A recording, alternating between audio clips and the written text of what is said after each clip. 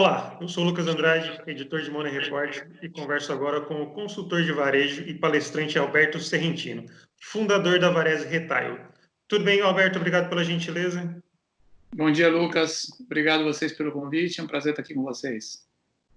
Alberto, para a gente, essa nossa conversa, obviamente, é sobre a pandemia do novo coronavírus e os impactos no varejo. Já é possível dimensionar o tamanho do impacto do coronavírus no varejo brasileiro? Que segmentos estão sendo os mais atingidos no momento? Sim, é preciso segmentar essa análise de impacto em duas dimensões, na dimensão temporal, na dimensão setorial. Então, na dimensão temporal, nós temos dois grandes momentos, né? Esse que nós estamos vivendo agora, que é o de muita restrição por conta do isolamento e do fechamento das lojas físicas na maior parte do Brasil, na maior parte dos segmentos. O segundo momento é em que patamar as vendas voltam quando for reaberto o comércio, porque certamente elas não voltarão no patamar que estavam antes do fechamento. Então, isso temporalmente cria duas agendas, né? Agenda de curtíssimo prazo, que é a sobrevivência durante um período com severas restrições e com lojas fechadas, e, no segundo momento, aonde as vendas voltam e como vai ser a rampa de retomada e de crescimento gradual, evolução dessas vendas, para que as empresas possam planejar, não só do ponto de vista operacional o seu negócio, mas principalmente o impacto econômico-financeiro de tudo isso. Agora, a outra distinção é setorial, porque o impacto não é homogêneo entre segmentos. Então, nós podemos, talvez, agrupar as empresas em três grandes blocos. Nós temos um bloco que são as operações essenciais, o varejo essencial que continua funcionando e com lojas abertas e com um patamar de demanda razoável. Aí estão os supermercados e o varejo alimentar baseado em lojas. Nós temos as farmácias, sendo que já entre eles há uma distinção, porque os supermercados eles continuam com uma demanda positiva e com crescimento de vendas robusto, porque eles absorveram uma parte grande do consumo que se fazia fora de casa. Isso persiste enquanto durar o isolamento e o fechamento dos bares e restaurantes. O varejo farma ele teve um primeiro pico de aumento de vendas que já foi compensado por uma queda posterior, e ele já tem um comportamento que, em tudo que não é o medicamento, começa a mostrar sinais de queda. Então, o dermocosmético, cosmético, várias categorias como protetores solares e produtos de cuidados pessoais já mostram vendas negativas. Na média, eles já estão começando a entrar, dependendo da empresa, num pequeno positivo, algumas já no negativo, mas ainda assim mantendo uma operação razoavelmente funcionando em patamares relativamente normais. Depois você tem um grupo intermediário que está enquadrado como essencial, mas não tem toda a sua atividade, não tem atividade plena. Então, aí estaria PET, que mantém lojas abertas, mas, por exemplo, quem tem loja em shopping não pode abrir, a parte de serviços fica muito comprometida, né? Banho, tosa, mesmo serviços veterinários, em muitos casos, sofrem, e materiais de construção, que também estão autorizados a funcionar em alguns municípios, em outros não tem todas as lojas operando, mas também foram enquadrados por muitas cidades e estados como atividade essencial. O terceiro grupo é o grupo fortemente impactado e sacrificado, está mais ligado ao consumo discricionário. Então aí entram os bens duráveis, eletroeletrônicos, móveis, mas também moda, cosméticos, e esses estão muito atingidos porque nesse momento tem as suas lojas fechadas e tendo que restringir muito as vendas, a modalidade de vendas remoto, online, venda direta e todas as formas alternativas que se criaram nesse período. É importante também salientar que dentro desses grupos e segmentos também não há um impacto linear e homogêneo entre empresas. Essa é uma outra discussão, né, Lucas? Uhum. Falando um pouquinho já de um cenário de retomada, já é possível projetar como será essa retomada? Falou no seguinte: mesmo se o isolamento social acabar, essa quarentena for flexibilizada, o consumidor vai voltar a gastar como antes? Qual que é a percepção? Então, provavelmente não, porque nós temos um impacto econômico significativo derivado dessa crise. Não dá para ignorar que a economia vai ser impactada, Existem setores inteiros que vão ter muita dificuldade de voltar e vão voltar, talvez não no primeiro momento, né? Então, vamos imaginar toda a cadeia do turismo, do entretenimento, dos eventos, das feiras, e mesmo nos serviços de alimentação, boa parte do setor de alimentação fora de casa, né? Mas também catering, mas mesmo bares, restaurantes, casas noturnas. Então, tudo isso emprega muita gente e gera renda e vai ser fortemente impactado. Além disso, essa parada que nós tivemos e o impacto global da crise vai limitar muito, né? Quer dizer, uma parte da receita perdida durante esses meses de paralisia não se recupera. Então, isso vai impactar o PIB fortemente no segundo trimestre. O primeiro trimestre vai ser afetado, o segundo trimestre vai ser muito impactado e, consequentemente, nós teremos uma retomada gradual que vai impactar emprego, renda. As empresas foram muito sacrificadas, houve uma destruição de riqueza muito grande no mercado financeiro. Isso tem um impacto tanto real como psicológico na propensão a consumo. Então, tudo isso vai afetar seguramente o nível de demanda.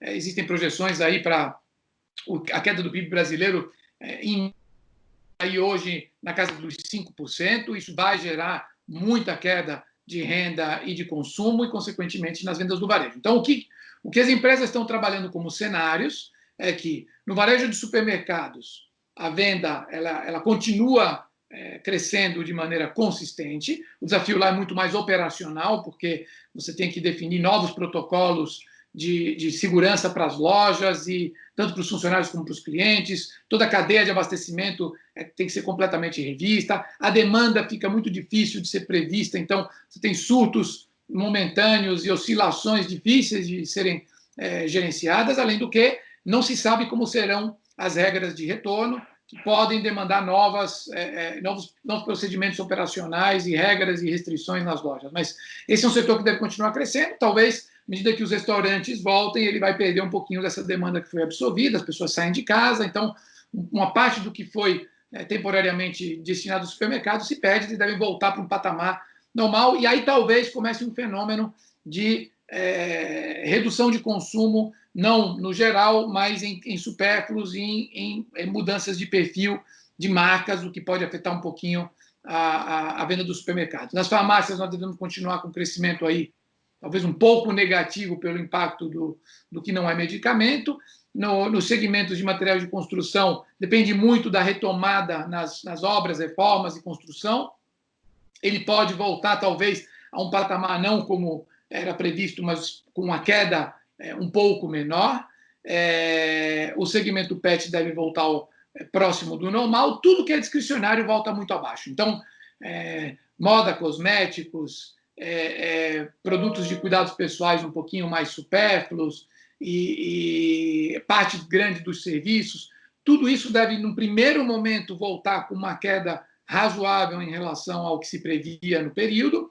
E aí, a retomada e a gradualidade com a qual essa retomada cresce vai depender muito de como o Brasil lida e é impactado pelo vírus. Porque, Lucas, uma questão que não se consegue ainda responder, e isso depende muito da comunidade científica, é se a curva brasileira será diferente da curva europeia e norte-americana. Porque se nós tivermos uma curva de contágio, de duração das restrições e de saída menos dramática, onde se consegue flexibilizar sem incorrer no risco de termos uma sobrecarga e um colapso no sistema de saúde, isso certamente muda essa curva, né? Porque aí você vai flexibilizando também as rotinas e a retomada passa a ser num patamar um pouquinho mais alto e ela pode crescer num patamar, numa velocidade um pouquinho maior. Se nós tivermos o mesmo tipo de impacto e duração das restrições que a Europa está vivenciando, a Europa Ocidental principalmente,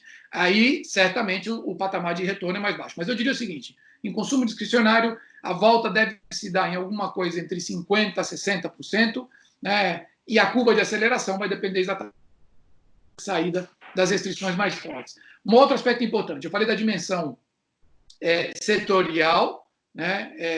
Eu falei da dimensão temporal, mas existe a dimensão regional, porque o Brasil é um território muito amplo, nós estamos vendo indicadores completamente diferentes do impacto da propagação do vírus, pegando cidade de São Paulo, Rio de Janeiro, as cidades, grandes capitais, e, por exemplo, médias cidades, cidades do interior, ou até mesmo regiões inteiras que têm um nível de contágio e de casos e de sobrecarga hospitalar muito menor.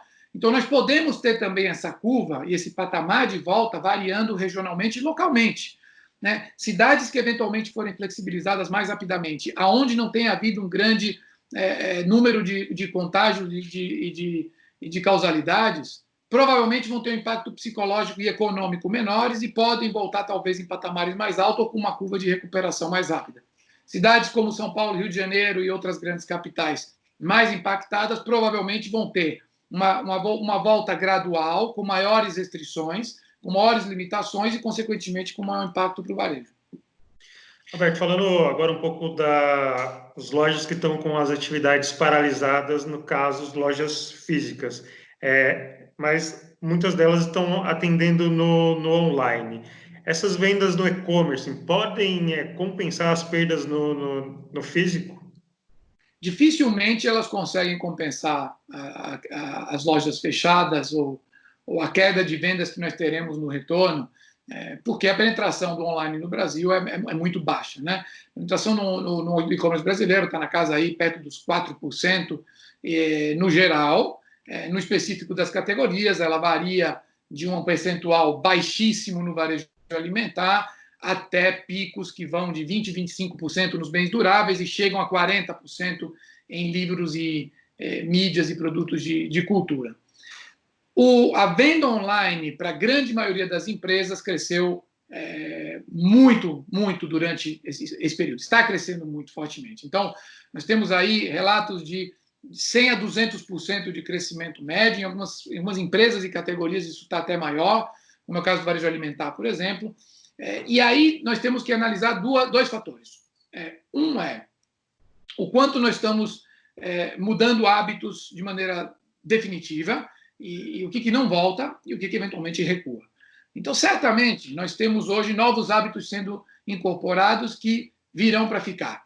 Então, por exemplo, o consumo no online, aí é importante a gente olhar que esse crescimento não se dá só pela venda via e-commerce, mas se dá por uma combinação de alternativas de venda que vão do e-commerce tradicional a parcerias com apps de delivery, a modelos nos quais você descentraliza a entrega das compras para as próprias lojas, então retira em loja, drive-thru, estão se criando novas modalidades de venda, por exemplo, em categorias discricionárias como moda, cosméticos e produtos de beleza, que é o atendimento domiciliar feito por vendedores, né, que entregam produtos, deixam produtos em consignação na casa do cliente, depois retiram, ativam diretamente, muita venda direta, muita venda feita em mídias sociais, muita venda feita pelos próprios vendedores das lojas em bases de clientes com WhatsApp ou nas mídias sociais individuais. Então, o conjunto de tudo isso está fazendo com que as vendas online para muitas empresas, inclusive empresas com lojas fechadas, dobrem ou tripliquem nesse período. Uma parte disso volta, porque quando é demanda reprimida, é impossibilidade de comprar em lojas. Quando as lojas abrirem, as pessoas vão voltar a frequentar lojas físicas e vão redirecionar parte dessa demanda para as lojas físicas. Uma parte não volta, porque são novos hábitos incorporados que vão criar novas formas de consumo. Então, no varejo alimentar, provavelmente, o nível de penetração do online vai saltar, vai mudar de patamar, talvez não seja no patamar que está hoje, mas ele certamente dá um salto, porque muita dessa venda online que está sendo feita no varejo alimentar é de novos consumidores que nunca tinham comprado.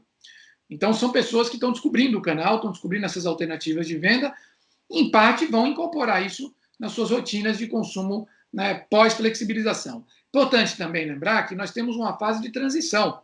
Nós não saímos do chamado lockdown, que no Brasil não é um lockdown propriamente dito, é mais uma limitação, para uma situação de normalidade ou de vida social plena. Nós vamos ter muitas restrições na convivência social, as pessoas vão sair com medo, você vai ter uso de máscara, você vai ter um monte de cautelas e precauções, tanto nos estabelecimentos como para as pessoas, né? Então você vai ter controle de acesso, vai ter controle de fluxo, vai ter limitação de número de clientes dentro dos shoppings, dentro das lojas, ao mesmo tempo, você vai ter as pessoas se cuidando muito mais. Então, isso faz com que ainda durante uma fase de transição, mesmo que as lojas estejam abertas, você tem os grupos de risco e os grupos que vão estar muito mais atentos e retraídos em relação à exposição.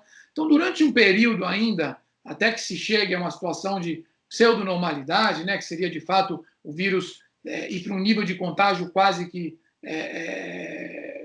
nulo, ou a chegada de vacinas ou tratamentos definitivos. Mas durante todo esse período de convivência com o vírus, as pessoas vão continuar provavelmente comprando online de maneira proporcionalmente maior do que fariam, por segurança, proteção e limitação dos deslocamentos e exposição social. Então, ainda haverá um efeito grande de duração desse salto e mudança de hábitos e de patamar na venda online. É provável também que, à medida que as lojas abram, o nível de serviço melhore, porque, por exemplo, no varejo alimentar, nos supermercados, a venda online para algumas empresas poderia estar quintuplicando, sextuplicando, se fosse simplesmente por atendimento de demanda. Ela só não está crescendo mais porque as empresas não conseguiram se estruturar nesse curto espaço de tempo para um pico e um surto de demanda repentino tão grande. Então, elas não conseguem entregar em prazos razoáveis, né? Esse é um tipo de varejo que demanda um nível de serviço muito, muito alto, ou seja, entregas muito rápidas. Então, no momento em que as lojas se normalizarem, o varejo começar a distribuir mais a venda, é provável que os prazos de entrega se encurtem e isso vira um estímulo adicional para consumo online. Então, Alberto, para a gente fechar, essa pandemia está contribuindo para a aceleração dessa transformação digital. A gente pode falar que o varejo vai sair diferente dessa crise. Que lições devem ficar para o futuro? Olha, eu acredito que o varejo já está diferente dentro dessa crise. Ele não vai precisar esperar a saída. A transformação digital não é uma agenda só de e-commerce ou de tecnologia. É, acima de tudo, uma agenda de mudança cultural e organizacional. E isso já está acontecendo. Então, as empresas já estão sendo profundamente impactadas e a aceleração no processo de transformação digital das empresas já está acontecendo e de maneira espantosa. E elas estão muito empolgadas com isso, né? Nós precisamos ver também o legado e impacto positivo de tudo que nós estamos vivenciando. É óbvio que, do ponto de vista econômico e social, isso é dramático, do ponto de vista de humanidade e saúde, é dramático, né? Nada justifica as perdas de vidas humanas e o impacto para a saúde das pessoas na escala que nós estamos vivenciando. Mas, do ponto de vista de ambiente de negócios e até de alguns aspectos culturais, nós estamos assistindo a mudanças muito positivas. Então, nós vemos as empresas muito mais ágeis, muito mais rápidas, muito mais pragmáticas, descentralizando, trabalhando em equipe, derrubando os silos, compartilhando dados, colaborando muito mais em todos os níveis, internamente, externamente. Nós vemos também agendas positivas, obviamente, né, tudo que são modelos de aceleração de inovação, então prototipagem rápida, testes de conceito muito rápidos, testes constantes, iniciativas, a propensão ao erro e ao risco, porque nesse momento tudo é aceitável, né? Então as empresas estão ousando muito mais, arriscando muito mais, porque elas estão numa situação precisando buscar alternativas e inclusive formas criativas de gerar receita no momento de severas restrições. Tudo isso está acelerando brutalmente a transformação digital e a mudança cultural dentro das empresas. A liderança está mudando sua postura, né? Então está flexibilizando, descentralizando, colaborando, compartilhando, acelerando. Isso é fundamental para que haja um legado positivo que vai transformar as empresas, sem dúvida, à medida que tudo isso for flexibilizado. O outro aspecto importante é que nós estamos vendo alguns elementos de maior impacto na preocupação das empresas com seus stakeholders. Então, claramente, as empresas não estão tomando decisões baseadas só no caixa e na sua agenda financeira de curto prazo. Você vê empresas se preocupando com colaboradores e manutenção do emprego, se preocupando com fornecedores e em não inviabilizar ou sacrificar demais fornecedores mais frágeis. Nas relações entre empresas, se preocupando também com seus clientes, prestadores de serviço, se preocupando com a comunidade, muita solidariedade e ações de ajuda, de apoio, tanto no plano individual como no plano empresarial. Então, eu acredito que nós sairemos de tudo isso com empresas muito mais ágeis, muito mais aculturadas e maduras do ponto de vista digital, transformadas do ponto de vista organizacional, mudaremos nas rotinas, métodos e processos de trabalho, mudaremos nas formas de trabalhar, ambientes de trabalho e escritórios, porque o trabalho remoto está funcionando, mudaremos na arquitetura de tecnologia das empresas, que está mudando nesse período, mudaremos também na postura das empresas em relação a stakeholders, comunidade, consciência e responsabilidade, e eu acredito que tudo isso serão legados muito positivos para termos negócios mais conscientes, sustentáveis, maduros digitalmente, e transformados. Alberto, muito obrigado. Agradeço novamente a gentileza em nos atender e esclarecer as nossas dúvidas. Muito obrigado aí, Lucas. Obrigado à Money Report e a toda a audiência que nos acompanhou. O Money Report conversou com o consultor de varejo e palestrante Alberto Serrentino. Obrigado pela atenção e até a próxima.